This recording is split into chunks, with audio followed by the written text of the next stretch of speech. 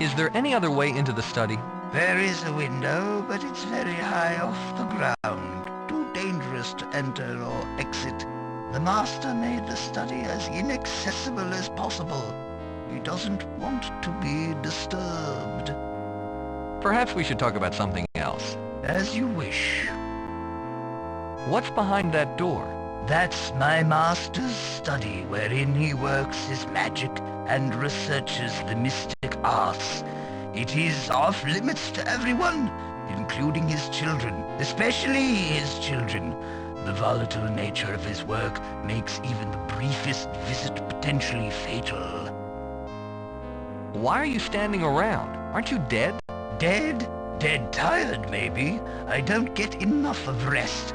Lately, even the act of standing upright has become difficult. I'd need a vacation. Where is everyone? Where is who? Whom did you expect to find? I believe you'll find the children upstairs with the nanny, and the master hard at work in his study. Could you accompany me? Regrettably, I cannot. I have to serve my previous charge. I must stay here as long as my master desires. What is this place? Well, this is the city of Telestia, one of the oldest and grandest cities in Abarak, aside from the city.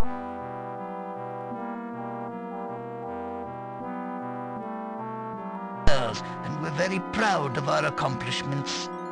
Telestia was built by the dwarves for the other mensch races when they were all still alive. The dwarves themselves lived in caves not too far from here. Some of the dwarves' artistry remains throughout the city. For example, the iron statue in the clock tower is ancient.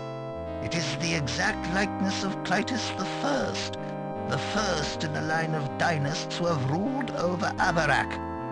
The detail is excellent.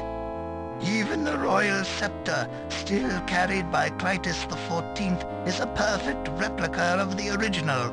They say that the statue was made by Clytus I's personal dwarf slave after the dwarf went mad. The madness obviously didn't affect his artistic talent, though. What happened to the other races? The weaker races died off shortly after they were transplanted to this world. They didn't have strong enough magic to survive the harsh environment of Abarak. Where exactly did the dwarves live? I believe they once lived in caves just outside of the city.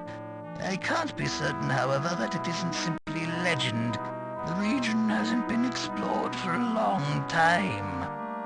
Where is Karn Nekros? It's at the core of the world.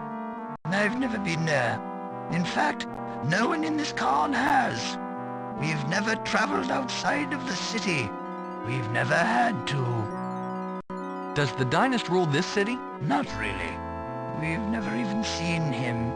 Our king has ruled Telestia for ages. The dynast only rules here on paper. Is this scepter anything special? Of course. It is the scepter of rulership.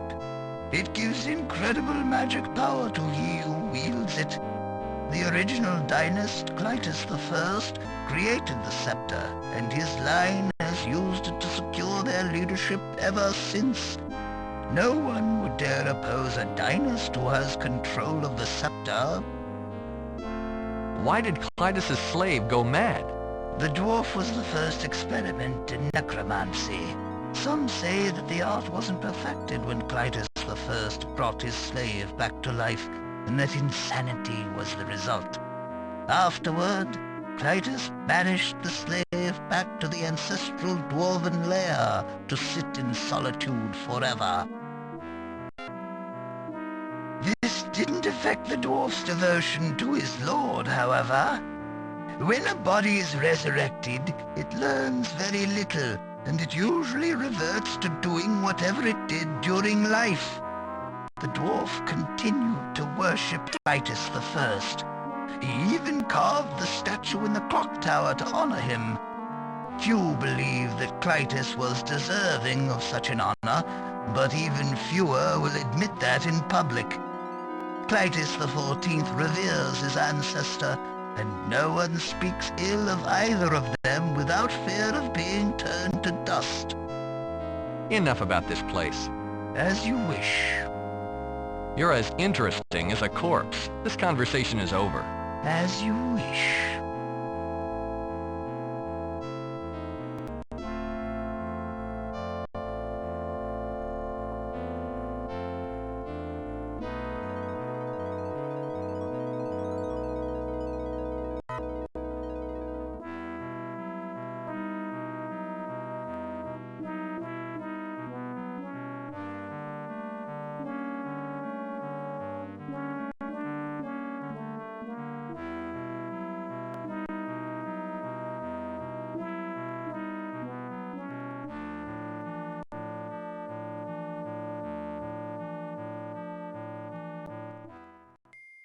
The smallest people made their home in caves and caverns all their own.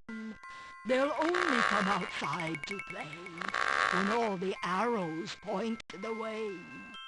Which way, you ask? Where are they found? Just out of sight under the ground. Don't look too close, they'll run away unless the arrows point the way. The smallest people made their home.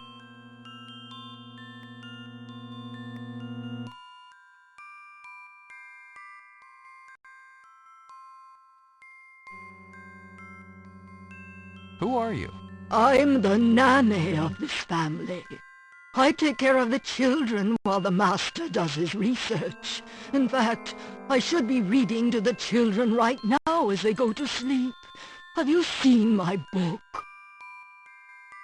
Why do you read the same rhyme over and over? I read until the children have gone to sleep. I must read now. Where is my book? I can't find my book. Who do you read to? To the children. Aren't they precious? I've taken care of children most of my life. I love to read to them. I should be reading to them now. Would you accompany me? I know where your book is. You know where my book is?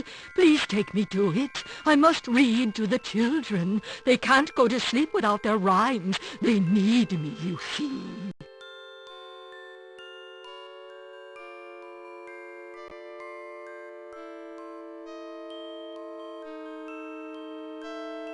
Let me give you back your book. Please, read from it. I do so love your dulcet tones. The smallest people made their home in caves and caverns all their own. They'll only come outside to play when all the arrows point the way. Which way, you ask?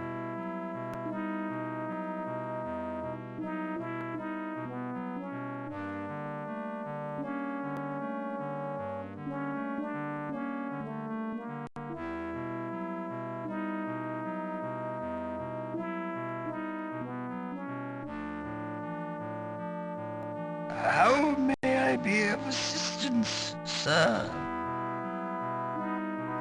Now that you have the tea, what are you waiting for? Open the door and give it to your master. Yes, I do have the tea, but I must wait until the appointed time until I open the door. Otherwise, I might interrupt a vital experiment. That would be disastrous for Balthazar's research, and perhaps for myself as well. What time is tea served? The 4th hour.